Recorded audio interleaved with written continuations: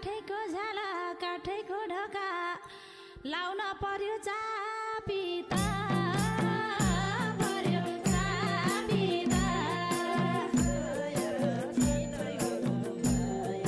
लाउन पर्यो चापिता पर्यो चापिता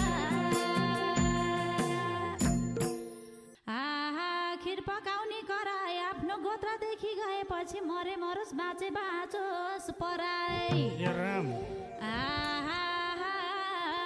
मादलुलाई तनी ढुङ्गा जस्तो मन भो अरू राम्रो कुरा के भनौँ र मनी